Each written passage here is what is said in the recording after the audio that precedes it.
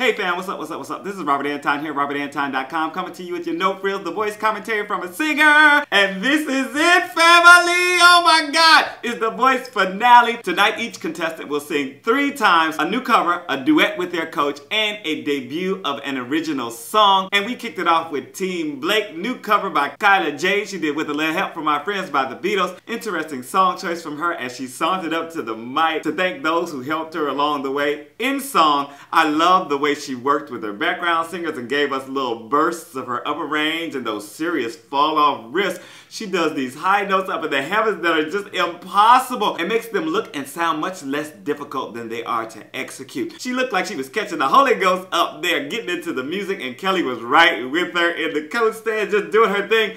All the coaches stood. TeamAlicia then had an original song from Britton, Buchanan. He wrote Where You Come From. I was liking the feel of this in his voice in the studio package, and it started out pretty emotional with him on guitar and the band backing him up. He was pouring out his soul on this by the time he hit that chorus, and I felt it. Nice changes in the second verse, and I feel like I could listen to this over and over. He kind of got lost in this performance and only came back to us at the very end, but he was just all up in it, like, and doing his thing. Not perfect vocal, but the feeling was so much there. I enjoyed it immensely. All the coaches stood. Adam said he's Team Britton because he no longer has a horse in the race. Next, it was the duet for TeamKelly, Brynn, Cartelli, Don't Dream It's Over by Crowded House. And they were both in sparkly dresses for this, and I could hear Kelly singing before I saw her. She sang the verse and Brynn came in on the chorus and they did some harmony. Brynn got the second verse and had a solid focus sound with some wonderful smokiness to it. They came off the mic stand and sang the third verse together, but Brynn got the lion's share and plenty of time to shine. Sweet harmonies, and it was so beautiful the way Kelly just like let her shine all this, do all the big notes and everything,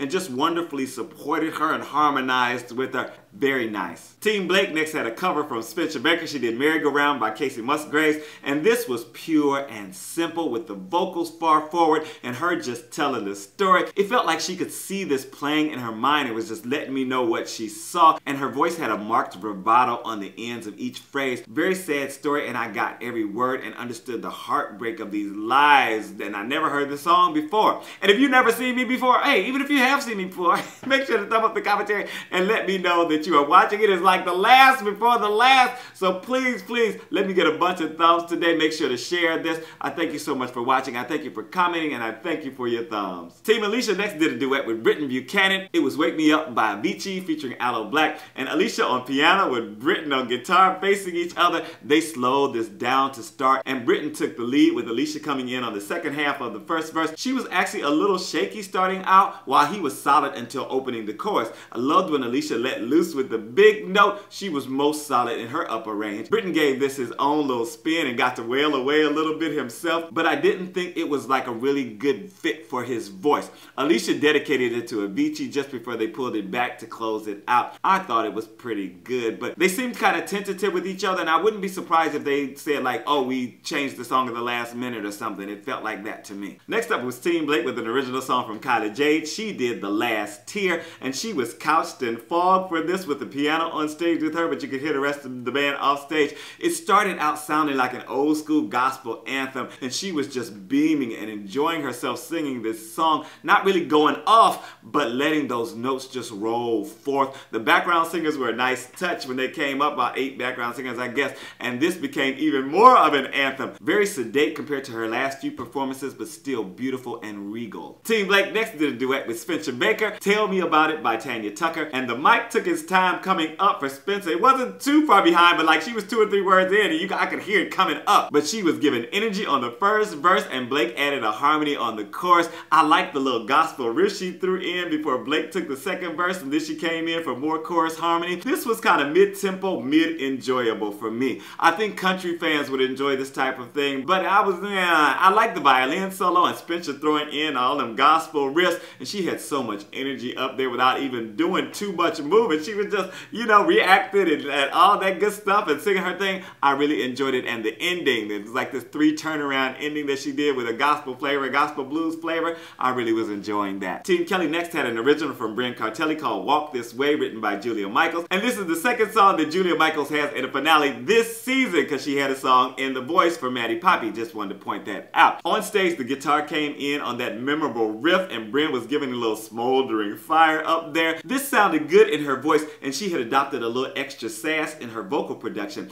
I couldn't help but feel this was a little adult, a little mature for her in places, but it was also fun and interesting with a bit of mystery and showed her voice in a positive light. The big note didn't land solid, but she ended in chest voice, which was fine. All the coaches stood. Then we had another duet from TeamBlake. It was Kyla and Jade. They did Only Love by Winona Judd. I was enjoying the lightness Kyla affected to blend with Blake, but not overwhelm the music. She is so tasteful and can sing many genres convincingly. They had surprisingly good harmony that was relaxing to hear. It was interesting that there was also a barely audible additional singer in the background, and we saw her on camera a few times. Very, very good harmony. But it wasn't really my thing, my cup of tea, and I felt like it wasn't really Kyla's cup either.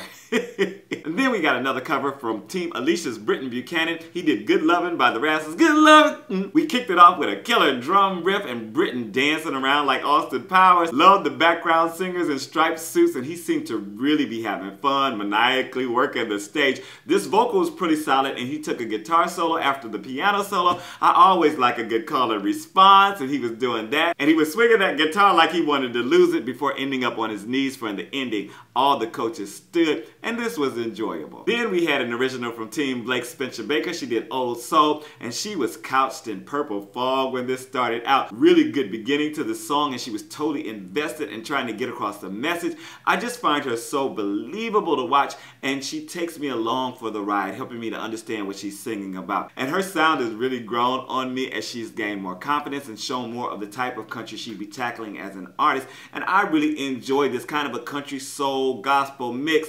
Really enjoyed it. And in the pimp spot, we had the last cover for Brynn Cartelli, Skyfall by Adele. And this is a big song, and Brynn rounded out that tone and let the vibrato live. She was really giving it the dramatic treatment, but not overdone. And it felt like she was attempting to make it a little mysterious and taking on the Bond girl persona. By the time she hit the second chorus, though, she was totally into it and no longer trying, but just living in the moment. You could tell that she was just feeling it all and giving us everything she had. Several nice little flourishes got me to shaking my head like, all right, go ahead, old girl. And she killed the big notes on this one with perfection. The head voice on the ending was a nice touch too. Woo! And that's it for the finale of The Voice.